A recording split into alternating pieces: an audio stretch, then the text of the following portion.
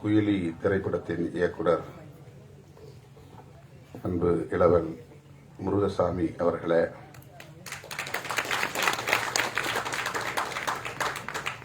இத்திரைப்படத்தின் தயாரிப்பாளர் BM Film International நிறுவனத்தின் உரிமையாளர் VV அருண்குமார் அவர்களே, இந்நிகழ்வில் பங்கேற்று வாழ்த்துரை வழங்கி அமர்ந்திருக்கிற மூத்த திரைக்கலைஞர், மதிப்பிற்குரிய திரைப்பட தயாரிப்பாளர், மதிப்பிற்குரிய அண்ணன் K. ராஜன் அவர்களே, இயக்குனர் பாலாஜி சக்திவேல் அவர்களே, இயக்குனர் ஸ்ரீஜார் அவர்களே, குயிலியாக இந்த திரைப்படத்தில் நடித்திருக்கிற அன்பு சகோதரி லிசி ஆண்டனி அவர்களே, இசையமைப்பாளர் ஜூ ஸ்மித் அவர்களே, நடிகர் ஹீரோ பேர் ஹீரோ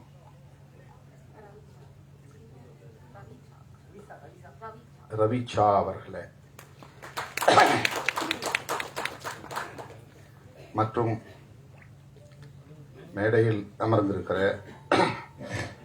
படைப்பாளர்களே, திரைக்கலைஞர்களே, திரளாக கூடியிருக்கிற தமிழ் சொந்தங்களே,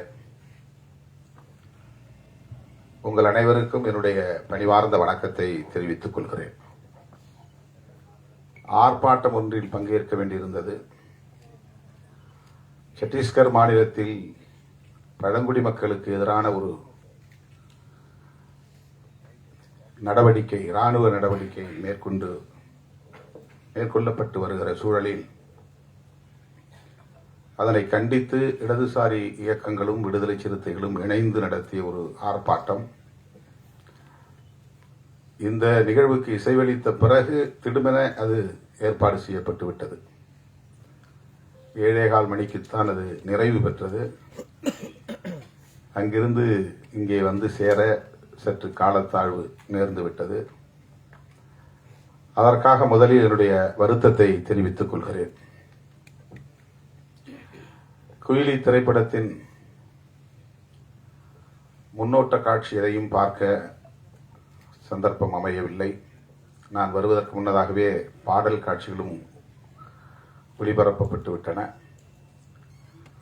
பாடலையாவது கேட்கிறேன் என்று கேட்டு ஒரு பாடலை தற்போது மேடையிலேயே கேட்டேன். கதை என்ன என்பதையும் வந்து அமர்ந்த பிறகு அண்ணன் ராஜன் அவர்களிடத்திலே கேட்டு தெரிந்து கொண்டேன். இந்த கால சூழலில் மிகுந்த சமூக பொறுப்புணர்வோடு மதுவுக்கு எதிராக ஒரு திரைப்படம் எடுக்கிற துணிச்சல் இயக்குனர் முருகசாமி அவர்களுக்கும் தயாரிப்பாளர் அருண்குமார் அவர்களுக்கும் வந்திருக்கிறது என்பதே பாராட்டுதலுக்குரியது. நான் நெஞ்சார பாராட்டுகிறேன், வாழ்த்துகிறேன். வணிக நோக்கில் திரைப்படங்களை தயாரிக்க வேண்டும், அதில் வெற்றி பெற வேண்டும், அதில் லாபம் பெற வேண்டும் என்று எண்ணாமல் சமூக பொறுப்புணர்வோடு மக்களுக்கு வழிகாட்ட வேண்டும், இந்த கொடிய துன்பத்திலிருந்து மக்கள் விடுதலை பெற வேண்டும் என்கிற வேட்கையோடு இந்த இளைஞர்களுக்கு, இளம் தலைமுறையினருக்கு இப்படி ஒரு பொறுப்புணர்வு மிக்க இளைஞர்களாக இந்த திரைப்படத்தை தயாரித்திருக்கிறார்கள், அந்த வேட்கையோடு தயாரித்திருக்கிறார்கள் என்பது உள்ளபடியே மகிழ்ச்சி அளிக்கிறது என்பதை விட பெருமை அளிக்கிறது, பெருமைப்படுது. இந்த இளைஞர்களை நான் ஆற தழுவி என்னுடைய வாழ்த்துக்களையும் பாராட்டுகளையும் தெரிவித்துக் கொள்கிறேன். உங்களுக்கு தெரியும், அண்மையிலே நாங்கள் மது மற்றும் போதைப் பொருள் ஒழிப்பு மகளிர் மாநாடு என்று லட்சத்துக்கும் மேற்பட்ட பெண்களை திரட்டி ஒரு மாபெரும் மாநாட்டை நடத்தினோம். அது பேசுவிடும் பொருளாக மாறியது, கடுமையான விமர்சனங்களுக்கும் உள்ளானது. அண்ணன் ராஜன் அவர்கள் பேசுகிற போது ஒன்றை சொன்னார். தமிழ்நாட்டிலே மதுவை ஒழிக்க வேண்டும் என்று நாம் சொல்லுகிறோம். ஒருவேளை தமிழ்நாட்டில் மதுவை ஒழிக்கும் நோக்கில் கடைகளை ஆட்சியாளர்கள் மூட முன்வந்தாலும் கூட அண்டை மாநிலங்களுக்கு போய் மதுவை அருந்துவிட்டு வருகிற ஒரு நிலை இருக்கிறது. அல்லது அவர்கள் இங்கே வந்து திருட்டுத்தனமாக மதுவை விற்பனை செய்வதற்கான வாய்ப்பு இருக்கிறது.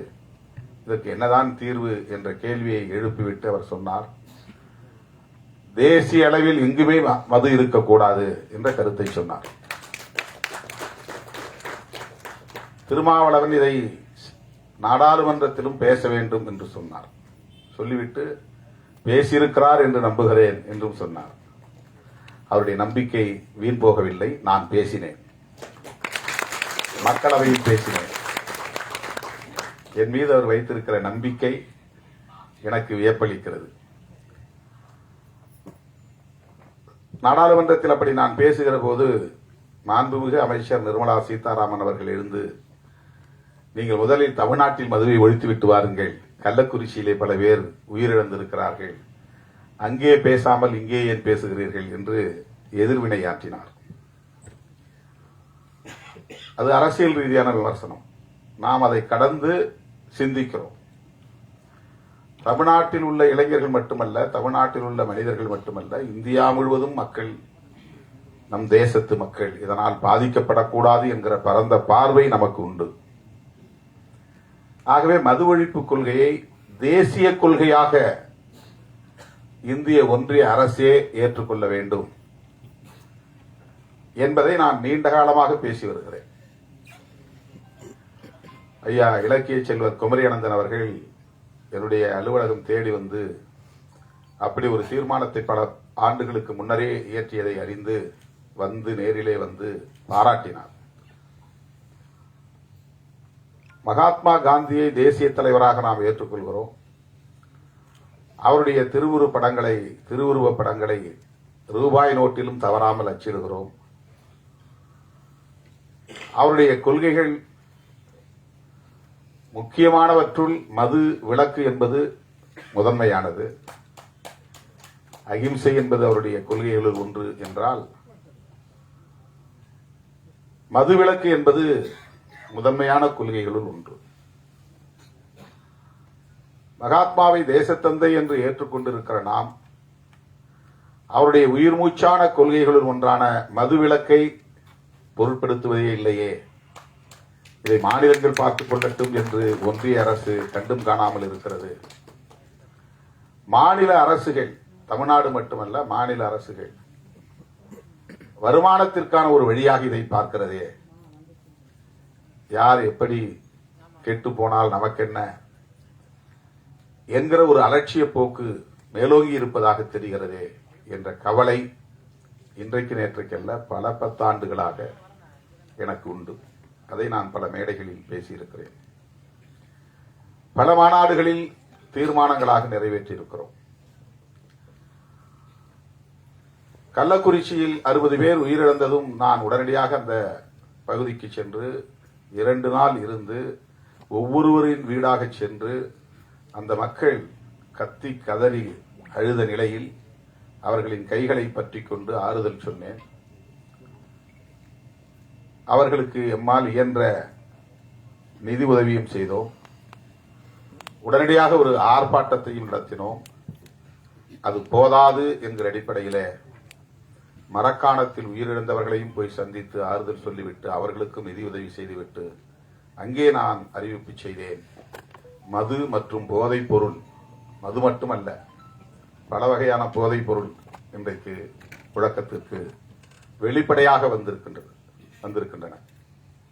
கஞ்சா போன்ற பல வகையான போதைப் பொருட்கள், ட்ரக்ஸ், போதை மாத்திரைகள் பள்ளி வளாகங்களிலே இப்போது கிடைக்கிறது. நகர்ப்புறங்களில் மட்டுமே புழக்கத்தில் இருந்த போதைப் பொருட்கள் இப்போது கிராமப்புறங்களிலும் ஊடுருவி இருக்கிறது. இந்த துயரத்தை, இந்த அவலத்தை எண்ணி இதற்கென்று ஒரு மாநாடு நடத்த வேண்டும் என்று அறிவிப்பு செய்து அதை ஒரு தேசிய கொள்கையாக இந்திய ஒன்றிய அரசே ஏற்றுக்கொண்டு எந்த மாநிலத்திலும் மதுக்கடைகள் திறக்கக்கூடாது, வருவாய்க்கு வேறு வழிகளை தேடிக்கொள்ள வேண்டும் என்று வழிகாட்டக்கூடிய ஒரு நிலைப்பாட்டை இந்திய ஒன்றிய அரசு மேற்கொள்ள வேண்டும் என்று வலியுறுத்தி தீர்மானம் நிறைவேற்றினோம். இப்போது பலரும் விமர்சித்தார்கள். தமிழ்நாட்டிலே கடையை வைத்திருக்கிற, திறந்து வைத்திருக்கிற ஆட்சியாளர்களை மேடையில் அமர வைத்துக் கொண்டு நீங்கள் தேசிய அளவிலே மதுவிலக்கு கொள்கையை பேசுவது எந்த வகையிலே நியாயம் என்று அரசியல் ரீதியான விமர்சனங்களை பேசினார்கள்.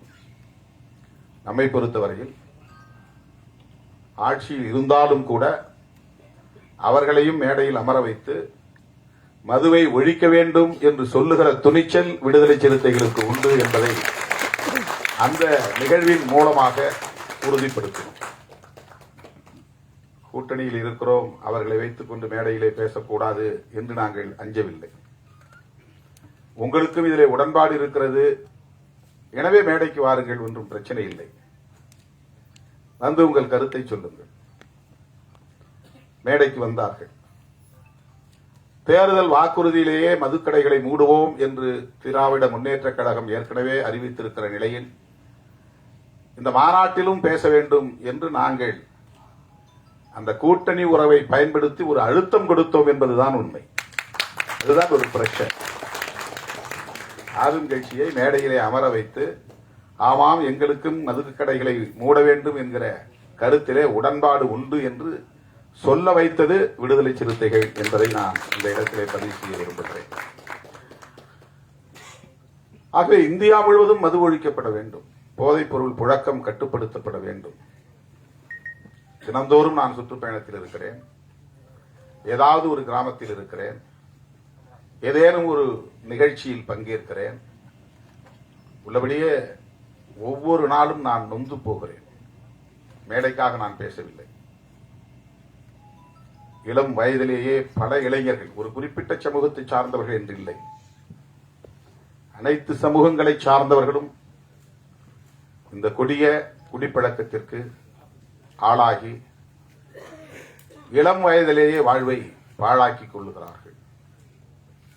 குடும்பம் நடத்துவதற்கான ஆளுமையையே இழந்து விடுகிறார்கள். ஏதோ தாம்பத்திய உறவை கொண்டு 2-3 பிள்ளைகளுக்கு தந்தையாகி விடுகிறார்கள். ஆனால் அந்த பிள்ளைகளை பாதுகாக்கவோ பராமரிக்கவோ அவர்களை படிக்க வைக்கவோ அவர்களுக்கான எதிர்காலத்தை நல்ல முறையில் அமைத்து தரவோ பொறுப்புணர்வு கொண்ட ஆளுமையாக அவர்கள் இல்லை. நிற்க முடியாமல் தடுமாறுகிறார்கள். அதிகாலையிலிருந்து படுக்கப் போகிற வரையில் போதையில் மிதக்கிறார்கள். அவ்வளவு குடும்ப பாரத்தையும் மனைவி சுமக்கிறார். அது எவ்வளவு கொடிய துயரம் என்பதை நேரிலே பார்த்தால்தான், களத்திலே சந்தித்தால்தான் உணர முடியும். இந்த நாட்டை பீடித்திருக்கிற பேர் அவலங்களுள் இது ஒன்று.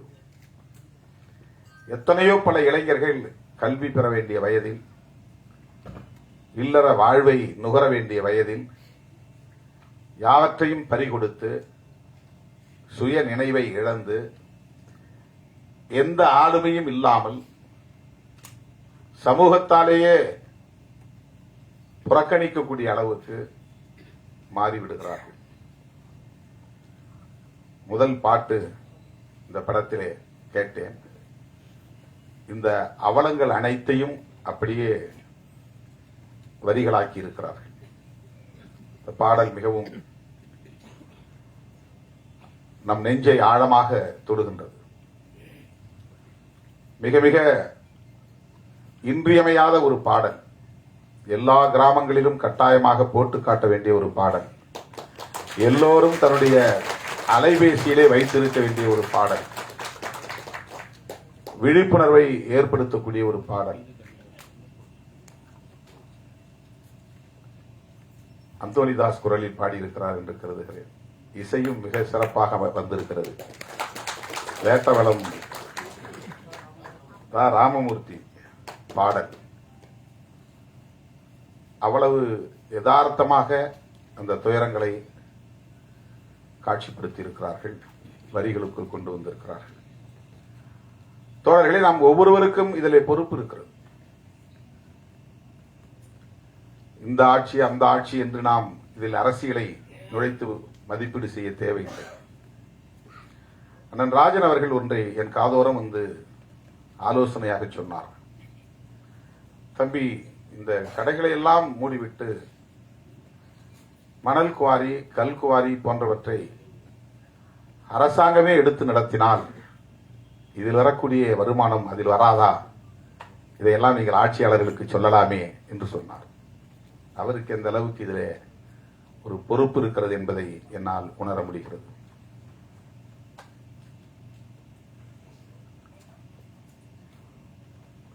தமிழக முதலமைச்சரிடத்திலே தனிப்பட்ட முறையிலே இதை பற்றி பேசுகிற போதும் கூட அவருக்கும் அந்த கவலை இருக்கிறது. அதுதான் சிஸ்டம். ஒரு சமூக கட்டமைப்புக்குள்ளே அரசு சார்ந்த கட்டமைப்புகள் சில நேரங்களில் நம்முடைய விருப்பங்களை மீறி இயங்கக்கூடியவையாக அமைந்து விடுகின்றன. தனியார்மயமாதல் கூடாது என்பது நம்முடைய கருத்து. ஆனால் நம்மால் அதை எதிர்த்து வெற்றி பெற முடியவில்லை. பன்னாட்டு நிறுவனங்கள் இங்கே நுழையக்கூடாது என்பது நம்முடைய நிலைப்பாடு. ஆனால் நம்மால் தடுக்க முடியவில்லை. அந்நிய முதலீடு இங்கே வரக்கூடாது, அதன் மூலம் அவர்கள் நமது வளங்களை சுரண்டக்கூடாது, லாபம் என்கிற பெயரில் கொள்ளையடிக்க கூடாது என்பது நம்முடைய ஆசை. ஆனால் அவற்றை நம்மால் தடுக்க முடியவில்லை. இப்போது கூட நாங்கள் போய்விட்டு வந்த அந்த ஆர்ப்பாட்டம் எதற்கு என்றால், அங்கே இருக்கிற பழங்குடி மக்கள் சத்தீஸ்கர் மாநிலத்தில் பன்னாட்டு நிறுவனங்கள் உள்ளே வரக்கூடாது, கனிம வளங்களை சுரண்டக்கூடாது என்று எதிர்த்து போராடுகிறார்கள். ஆனால் இந்த தேசத்தின் வளர்ச்சிக்கு அந்நிய முதலீடு தேவை, பன்னாட்டு நிறுவனங்களின் வளர்ச்சி தேவை என்று அரசு நம்புகிறது. இந்திய ஒன்றிய அரசு, அது அரசின் கொள்கை நிலைப்பாடாக இருக்கிறது. உலகம் முழுவதும் இன்றைக்கு எந்த நாட்டிலும் பன்னாட்டு நிறுவனங்களுக்கு தடை இல்லை. தேச வரம்புகள் அவர்களுக்கு ஒரு தடையாக அமைந்துவிடக் கூடாது என்பதற்காக உருவாக்கப்பட்ட ஒப்பந்தம் தான் காட் ஒப்பந்தம், GATT ஒப்பந்தம். அந்த ஒப்பந்தத்தில் கையெழுத்திட்ட நாடுகள் எல்லாம் தேச வரம்புகளை உடைத்து யாரும் இங்கே அந்நிய முதலீடு செய்யலாம், எங்கோ அமர்ந்து கொண்டு இங்கே தொழில் நடத்தலாம், அவன் இங்கே வர தேவையில்லை, நிலம் கையகப்படுத்த தேவையில்லை, இங்கே வந்து எந்த விதமான வேலைகளையும் செய்ய தேவையில்லை, அவனுடைய ஃபார்முலா போதும். இங்கே இருக்கிற நீரை அவன் எடுத்து நம்மிடத்திலேயே விற்பனை செய்கிறான், குடிநீர். அவனுக்கு அதிலே லாபம் போய் சேர்கிறது. அவன் ஒரு நாள் கூட இந்தியாவுக்கு வந்திருக்க மாட்டான். ஆனால் ஒவ்வொரு நாளும் கோடிக்கணக்கிலே அவனுக்கு லாபத்தில் பங்கு போய் கொண்டிருக்கிறது. குளிர்பானங்கள் அப்படி. எல்லா விதமான தொழில்களும் அவன் நாட்டில் செய்தால் அந்த கழிவை அவன் மண்ணில் போய் சேர்க்க வேண்டும். அதனால் மண் நஞ்சாகும், குடிநீர் நஞ்சாகும், காற்று நஞ்சாகும் என்று அஞ்சுகிறான். இந்தியா போன்ற மூன்றாவது உலக நாடுகளில் அவன் கழிவை கொட்டுகிற குப்பை தொட்டியாக மாற்றிக் கொண்டிருக்கிறான். அதற்கு உலகமயமாதல் கொள்கை வழிவகுத்திருக்கிறது. உலகமயமாதல், தாராளமயமாதல், தனியார்மயமாதல் என்கிற கொள்கைகளை 90களில் நாம் கடுமையாக எதிர்த்தோம். இப்போது பேசவே நாம் தயங்குகிறோம், பேசுவதே இல்லை. இறால் வளர்ப்பை கடுமையாக எதிர்த்தோம் ஒரு காலகட்டத்தில். இப்போது இறால் வளர்ப்பு மிக ஜோராக நடைபெற்றுக் கொண்டிருக்கிறது. நம்மால் எதிர்க்க முடியவில்லை. தனியார் துறைகளில் இடஒதுக்கீடு வேண்டும் என்று கோரிக்கையை மாற்றிக்கொண்டோம். தனியார் மயமாதலே வேண்டாம் என்று சொன்ன நிலை மாறி இப்போது தனியார் துறைகளில் வேலை வாய்ப்பு வேண்டும், அதற்கு இடஒதுக்கீடு வேண்டும் என்று நமது கோரிக்கையை மாற்றிக்கொண்டோம். இப்படி நம் விருப்பத்திற்கு மாறாக மது ஆலைகள் ஆங்காங்கே நிறுவப்பட்டு விட்டன. மது உற்பத்தி ஆலைகள், அது கோடிக்கணக்கிலே முதலீடு செய்யப்பட்டவை. அதில் பல்லாயிரக்கணக்கானவர்கள் வேலை செய்கிறார்கள். அதற்கான மூலப்பொருளை தருவதற்கு சர்க்கரை ஆலைகள் மொலாசஸ் தயாரிக்கின்றன. இந்த மொலாசஸை எப்படி அவர்கள் விநியோகம் செய்வது, விற்பனை செய்வது, அதை வாங்குவதற்கு மது ஆலைகள் தேவை. மது ஆலைகளை, மது கடைகளை மூடுவது என்பது மட்டுமே வேலை திட்டம் அல்ல. அதற்கு பின்னால் இவ்வளவு பெரிய பரப்பு இருக்கிறது. மது ஆலைகளையும் மூட வேண்டும், அதை விநியோகம் செய்கிற நிறுவனங்களையும் மூட வேண்டும். அதற்காக ஆயிரக்கணக்கான கோடிகளை முதலீடு செய்திருக்கிறார்கள். அவ்வளவு முதலீடுகளையும் நிறுத்த வேண்டும். அதனால் ஏற்படுகிற இழப்பை சந்திக்க வேண்டும். இப்படி இந்த சிஸ்டம் ஆக்டோபஸ் கால்களாக விரைவி பரவி கிடக்கின்றன. உயர் தொழில்நுட்ப கருவிகளை அயல்நாடுகளில் இருந்து இறக்குமதி செய்து மல்டி ஸ்பெஷாலிட்டி ஹாஸ்பிட்டல் மருத்துவமனைகளே வந்து எஸ்டாப்ளிஷ் செய்கிறார்கள், நிறுவுகிறார்கள், இன்ஸ்டாலேஷன் பண்ணுகிறார்கள். அது கோடிக்கணக்கிலே மதிப்பீடு, 5 கோடி 10 கோடி. அதை வெறுமன மூடி வைத்திருக்க முடியாது. தினந்தோறும் அது இயங்க வேண்டும். இல்லை என்றால் அது பழுதாகிவிடும். தினந்தோறும் அது இயங்க வேண்டும். ஆனால் அதற்கு வேலையாட்கள் தேவை. வேலையாட்கள் என்றால் அவர்களுக்கு சம்பளம் தர வேண்டும். சம்பளம் தர வேண்டும். அது இயங்க வேண்டுமானால் தினந்தோறும் அதிலே நோயாளிகள் வந்து படம் எடுத்துக்கொண்டே இருக்க, ஸ்கேன் எடுக்கணும், ஸ்கேன் எடுத்துட்டு இருக்கணும். உடம்பு நல்லா தான் இருக்கும், ஆனாலும் ஸ்கேன் எடுங்க. எனக்கு ஒன்றும் பிரச்சனை இல்லையே. இல்ல, இதெல்லாம் மாஸ்டர் செக்அப் மாதத்துக்கு 3 மாசத்துக்கு ஒரு தடவை வந்து பண்ணிக்கங்க, 6 மாசத்துக்கு ஒரு தடவை பண்ணிக்கங்க. இது நம்முடைய ஹெல்த்ல அவங்களுக்கு அக்கறை இருக்கிற மாதிரி. ஆனா இது மெடிக்கல் மாஃபியாவுடைய வேலைகள், தொழில் முதலீட்டாளர்களின் வேலைகள். அதை சும்மா வச்சிருக்க முடியாது. ஒவ்வொரு ஹாஸ்பிட்டல்லையும் பல கோடி ரூபாய் முதலீட்டிலே உயர் தொழில்நுட்ப கருவிகள் வந்து நிறுவப்பட்டு இருக்கிற நிலையில் அவற்றை எல்லாம் மூடி வைத்திருக்க முடியாது. எக்ஸ்ரே எடுக்கிறதா இருந்தாலும் சரி, எம்ஆர்ஐ எடுக்கிறதா இருந்தாலும் சரி, அல்லது என்ஜிஓ பண்றதா இருந்தாலும் சரி, ஒவ்வொன்றுக்கும் எஸ்டாப்ளிஷ் பண்ணி வச்சிருக்காங்க. எல்லாம் ஏசி. அதெல்லாம் வந்து அவன் பராமரி, டெய்லி மெயின்டெனன்ஸ் இருக்கணும். சும்மா போட்டு மூடி வச்சிருக்க முடியாது. அந்த மாதிரி தான் இந்தியா முழுக்க மது ஆலைகள் பல ஆயிரம் கோடி முதலீட்டு நிறுவப்பட்டு இருக்கிறது. அவ்வளவு எளிதா அதை மூட முடியாது என்பது இங்க இருக்கிற சிஸ்டம், இங்க இருக்கிற ஸ்ட்ரக்சர். இப்ப நம்முடைய போராட்டம் என்பது தூத்துக்குடியிலே துப்பாக்கிச்சூடு வரையில் போய் 12 பேர் படுகொலை செய்யப்பட்ட பிறகுதான் ஸ்டெர்லைட் ஆலையை மூட வேண்டும் என்கிற நிலை உருவாகிறது. சாதாரணமான கோரிக்கைகளால் அந்த ஆலையை மூட முடியவில்லை. அறவழி போராட்டங்களால் அந்த ஆலையை மூட முடியவில்லை. கேரளாவிலே வேண்டாம் என்று சொன்ன அணு ஆலை கூடங்குளத்திலே வந்து நிறுவப்படுகிறது. தமிழ்நாட்டுக்குள்ளே நிறுவப்படுகிறது. நிறுவப்பட்ட நாளில் இருந்து, அதற்கான ஆணை பிறப்பிக்கப்பட்ட நாளில் இருந்து அந்த பகுதியில் மக்கள் போராடிக் கொண்டே இருக்கிறார்கள், எதிர்ப்பு தெரிவித்துக் கொண்டே இருக்கிறார்கள், துண்டறிக்கை கொடுத்துக் கொண்டே இருக்கிறார்கள், உண்ணாவிரத போராட்டம் நாள்தோறும் நடத்துகிறார்கள். 1.5 ஆண்டுகள் நடந்தன. ஒரு அங்குலம் கூட அதிலே நம்மால் முன்னேற முடியவில்லை. திட்டமிட்டவாறு கூடங்குளம் அணு உலை நிறுவப்பட்டது, அது இயங்குகிறது. அங்கே அணு கழிவுகள் வெளியேற்றப்பட்டுக் கொண்டே இருக்கின்றன. தோழர்களே, அப்படித்தான் இந்த மது ஒழிப்பும் கூட. விழிப்புணர்வு தேவை. பரந்துபட்ட அளவில் மக்களிடையே விழிப்புணர்வு தேவை. ஒரு இயக்கம் போதாது, ஒரு கட்சி போதாது, ஒரு தலைவர் போதாது. அரசை நிறுவுகிற ஆற்றல் பெற்ற மக்கள், ஒரு அரசை தூக்கி எறிகிற ஆற்றல் பெற்ற மக்கள்,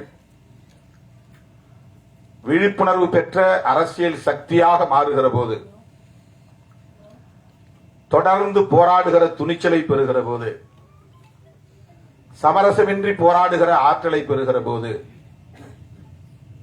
எல்லாவற்றையும் தலைகீழாக புரட்டி போட முடியும். அதற்கு சான்று வேளாண் சட்டங்களை இந்த அரசு திரும்ப பெற வைத்தது. விவசாயிகளின் தொடர் போராட்டம். அது ஒரு கட்சி நடத்திய போராட்டம் அல்ல, ஒரு குறிப்பிட்ட தலைவன் நடத்திய போராட்டம் அல்ல. பஞ்சாப், ஹரியானா மாநிலங்களை சார்ந்த விவசாயிகள் குடும்பம் குடும்பமாக வண்டி கட்டி வந்து டெல்லிக்கு செல்லுகிற எல்லா பிரதான சாலைகளிலும், முதன்மை சாலைகளிலும் குறுக்கே மறித்து வண்டிகளை நிறுத்தி அங்கேயே படுத்து தூங்கி சமைத்து சாப்பிட்டு 1.25 ஆண்டுகள் தொடர்ந்து போராட்டம் நடத்தினார்கள். அந்த போராட்டம் ஆட்சியாளர்களால் கண்டுகொள்ளப்படவில்லை, அலட்சியப்படுத்தப்பட்டது. ஆனால் பஞ்சாப் மாநிலத்திற்கு தேர்தல் வந்தது. ஆட்சியாளர்களுக்கு கிளி பிடித்தது, வயிற்றில் புலி கரைத்தது. இந்த போராட்டத்தை கண்டுகொள்ளாமல் இருந்தால் நாம் மிக மோசமான தோல்வியை சந்திக்க நேரிடும் என்று நிறைவேற்றப்பட்ட சட்டங்களை, குடியரசுத் தலைவரால் அங்கீகரிக்கப்பட்ட சட்டங்களை திரும்ப பெற்றார்கள் என்பது வரலாறு. அது ஒரு புரட்சி.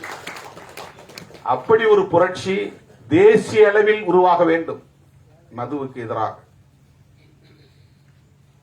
மது ஒழிப்பு என்கிற காந்திய கொள்கை தேசிய அளவில் பரவ வேண்டும்.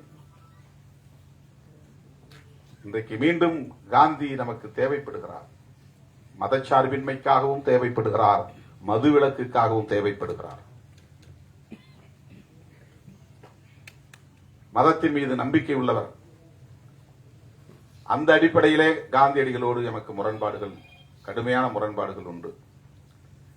அவருக்கு முற்பிறவியின் மீது நம்பிக்கை உண்டு, அடுத்த பிறவியின் மீது நம்பிக்கை உண்டு. இந்த சாதிய கட்டமைப்பை இறைவனால் உருவாக்கப்பட்டதுதான் என்கிற நம்பிக்கை உண்டு. தீண்டாமை மட்டும் கூடாது என்று சொன்னார். அப்படி சொன்ன கருத்துக்களிலே நமக்கு முரண்பாடு உண்டு. ஆனால் உருவாக்கி இருக்கிற இந்த புதிய அரசு, வெள்ளையன் வெளியேறிய பிறகு நாம் உருவாக்கி இருக்கிற இந்த புதிய அரசு மதசார்பற்ற அரசாக இருக்க வேண்டும் என்பதிலே உறுதியாக இருந்தார். அதனால்தான் காந்தியடிகள் கொல்லப்பட்டார். அவர் இறை நம்பிக்கை உள்ளவர், கடவுள் மறுப்பாளர் அல்ல.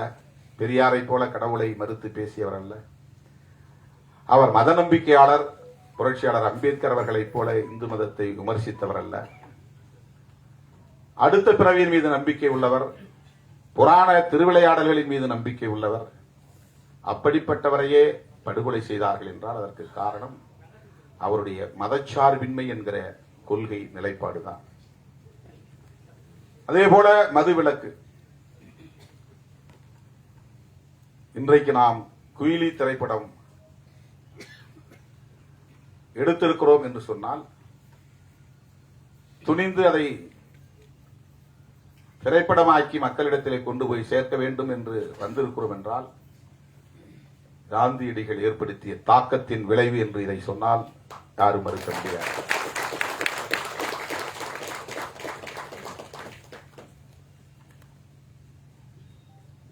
களத்திலே நாம் சந்திக்கிற அவலங்கள் நம்மை சிந்திக்க வைக்கிறது என்பதுதான். ஒவ்வொரு ஊரிலும் பிரச்சனைகளுக்கு காரணம், ஒவ்வொரு ஊரிலும் குறைந்தது 10 அல்லது 20 பேர் போதையில் இருக்கிறார்கள். சாதியின் பெயராலோ மதத்தின் பெயராலோ கலவரங்கள் மூடுவதற்கும் பெரிய வன்கொடுமைகள் வெடிப்பதற்கும் குடிப்பழக்கத்திற்கு, குடிபோதைக்கு ஆளாகக்கூடியவர்களும் ஒரு காரணமாக இருக்கிறார்கள் என்பதை நம்மால் பார்க்க முடிகிறது. 1,00,000 பேர் அமர்ந்திருக்கிற ஒரு அவையில் 100 பேர் குடிபோதையில் வந்து குழப்பத்தை ஏற்படுத்தி விடுகிறார்கள். அந்த கட்டுப்பாட்டை சீர்குலைத்து விடுகிறார்கள். இது நாட்டுக்கு கேடு. படத்தின் முதல் பாடலே அதுதான், நாட்டுக்கு கேடு, வீட்டுக்கு கேடு, அதை விட்டு தொலைப்போம் என்கிற அந்த கருத்து. தோழர்களே, இதனால் என்ன நாம் சாதிக்கப் போகிறோம் என்று கருதாமல், இது என்ன பெரிய விளைவை ஏற்படுத்திவிடப் போகிறது என்று கருதாமல், இந்த விழிப்புணர்வை இன்னும் விரிவாக்கிக் கொண்டே போக வேண்டும். சில இளைஞர்களையாவது நாம் அந்த கொடுமைக்கு ஆளாகாமல் தடுக்க முடியும், அந்த துயரத்திற்கு ஆளாகாமல் தடுக்க முடியும். இளம் தலைமுறையினரை பாதுகாக்க முடியும். ஏற்கனவே பாதிக்கப்பட்டவர்களை மீட்க வேண்டும் என்பது ஒரு புறம், புதிதாக இளைஞர்கள் அதிலே பாதிப்புக்கு உள்ளாகிவிடாமல் தடுக்க வேண்டும் என்பது இன்னொரு புறம். ஒவ்வொரு மருத்துவமனையிலும் டி அடிக்ஷன் சென்டர் இருக்க வேண்டும் இந்த மதுக்கடைகளை மூடுகிற வரையில். இது என்னுடைய கோரிக்கை. முதலமைச்சருக்கு நேரிலே போய் நான் சொன்னேன். எங்கேயாவது தேட வேண்டியிருக்கு. ஒரு ஸ்டேட்டுக்கு 2-3 தான் இருக்கு டி அடிக்ஷன் சென்டர். கவுன்சிலிங் இல்ல. எல்லா மருத்துவமனையிலும் கவுன்சிலிங் இருக்கணும். மருத்துவமனைகளில் உளவியல் சார்ந்த அறிவுரைகளை தருவதற்கு, விழிப்புணர்வை தருவதற்கு சிறப்பு பயிற்சி பெற்ற மருத்துவர்களை நியமிக்க வேண்டும். எல்லா நோய்களுக்கும் அடிப்படையாக இருப்பது உளவியல் சிக்கல்கள் தான். நம்முடைய உணவு பழக்கம் என்பதை விட, நம்முடைய உறக்க பழக்கம் என்பதை விட, இவற்றால் ஏற்படுகிற உளவியல் சிக்கல்கள் தான் மன அழுத்தத்திற்கு காரணமாகி நோய் எதிர்ப்பு சக்தியை குறைக்கிறது. மன அழுத்தம் பெருக பெருக இம்யூனிட்டி என்பது குறைந்துவிடும். மன அழுத்தம் பெருக பெருக பயம் என்பது ஆக்கிரமிக்கும். பயம்தான் எதிர்ப்பு சக்திக்கு எதிரியே. எந்த ஆன்டிபயாட்டிக்கும் ரெஸ்பாண்ட் பண்ணாது. இம்யூனிட்டி போயிருச்சுன்னா உடம்புல எதிர்ப்பு சக்தி இருக்கிற வரையிலும் தான் antibiotic, anti viral, anti fungal இந்த மருந்தெல்லாம் வேலை செய்யும். எதிர்ப்பு சக்தி இல்லைன்னா மருந்தே வேலை செய்யாது. மருந்து ரெஸ்பாண்ட் பண்ணணும்னா கூட நம்ம பாடிக்குள்ள இம்யூனிட்டி இருக்கணும். இம்யூனிட்டி இருக்கணும்னு சொன்னா நமக்கு பயம் வரக்கூடாது. எந்த பயமும் வரக்கூடாது. பயம் வரக்கூடாதுன்னா மன அழுத்தம் வரக்கூடாது. மன அழுத்தம் வரக்கூடாதுன்னா இது போன்ற துயரங்கள் சமூகத்தில் நிலவக்கூடாது. ஏன்னா அவனுக்கு என்ன ஆகுன்னா, ஒரு பக்கம் அடிக்ஷன் ஆயிடுவான், இன்னொரு பக்கம் சமூகம் அவனை புறக்கணிக்கிறது. அது அவனை ஒரே நேரத்தில் 2 தாக்குதல். இதுல இருந்து அவனால மீள முடியல. இன்னொரு புறம் பொண்டாட்டியும் அவளை மதிக்கல, பிள்ளைகளும் அவங்கள மதிக்கல, சமூகமும் மதிக்கல. இந்த நிராகரிப்பு, அவமதிப்பு அவனை அறியாமலேயே அவனுக்குள் ஒரு அழுத்தமாக அது மாறுகிறது. இப்படி ஒரு தனி மனிதனை அது பாதிக்க செய்கிறது என்று நாம் கருதக்கூடாது. இது ஒரு சமூகத்தையே பாதிக்க செய்கிறது. எனவே மது மற்றும் போதைப் பொருள் கட்டுப்படுத்தப்பட வேண்டும். பிறகு முற்றாக ஒழிக்கப்பட வேண்டும். பிற நாடுகளில் இல்லையா? அண்ணன் சொன்னாங்க, இப்ப பெண்களும் குடிக்க ஆரம்பிச்சிட்டாங்க. அயல் நாடுகளிலே பெண்கள் குடிக்கிறார்களே. என்னன்னா, ஹெல்த் கான்சியஸ் இல்லாதவன் குடிக்கிறதுக்கும் ஹெல்த் கான்சியஸ் உள்ளவன் குடிக்கிறதுக்கும் வேறுபாடு இருக்கு. சோசியல் ட்ரிங்க் என்கிற பெயரில் குடிக்கிறவனுக்கும்,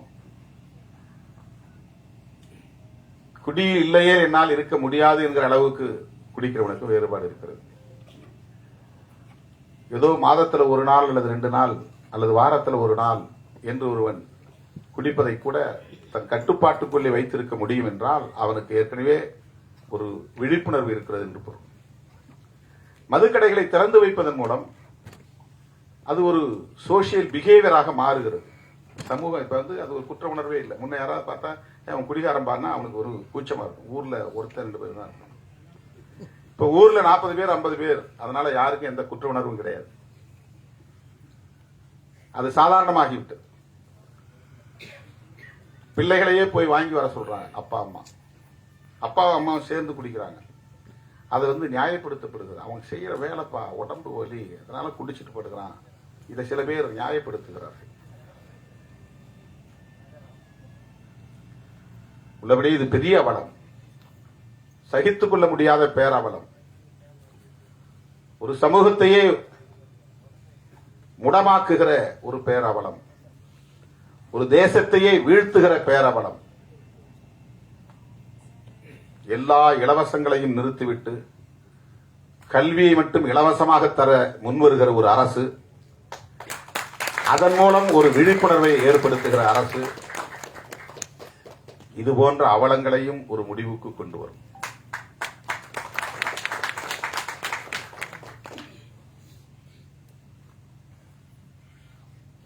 அரசுக்கு வருமானம் திரட்ட என்ன வழியையும், இதை தவிர்த்து வேற என்ன வழியையும் அவர்கள் முடிவெடுக்கலாம், தீர்மானிக்கலாம். இதை வைத்து ஒரு அரசை நடத்த முடியாது. ஆண்டுக்கு 25,000 கோடி என்பது போதாது. ஆகவே இலவச திட்டங்களுக்கு இது பயன்படுகிறது என்று நியாயப்படுத்துவதும் ஏற்புடையதல்ல. இலவசங்களை வேண்டாம் என்பதுதான். எல்லா இலவச திட்டங்களையும் நிறுத்த வேண்டும். ஒட்டுமொத்த கல்வியையும் அரசே ஏற்றுக்கொள்ள வேண்டும். கல்வியை இலவசமா கொடுங்க, ஆரம்ப கல்வி முதல் ஆராய்ச்சி கல்வி வரை. இதெல்லாம் பொதுமக்களின் கோரிக்கையாக மாற வேண்டும். ஒரு தனிநபர் கோரிக்கையாக, ஒரு இயக்கத்தின் கோரிக்கையாக இருக்கிற போது ஈடுபடாது. பொதுமக்களின் கோரிக்கையாக மாற வேண்டும். அதற்கான விழிப்புணர்வு தேவை. அப்படிப்பட்ட ஒரு விழிப்புணர்வுள்ள இளைஞர்களாகத்தான் இன்றைக்கு முருகசாமி, அருண்குமார், இந்த இளம் தலைமுறையினரை நான் பாராட்டுகிறேன், மெச்சுகிறேன். இது போன்ற இன்னும் பல விழிப்புணர்வு கருத்துக்களை சொல்லக்கூடிய படைப்புகளை நீங்கள் தர வேண்டும். இந்த சமூகம் உங்களை தூக்கி கொண்டாடும் என்பதை சொல்லி இந்த வாய்ப்புக்கு நன்றி கூறி முடிக்கிறேன். நன்றி.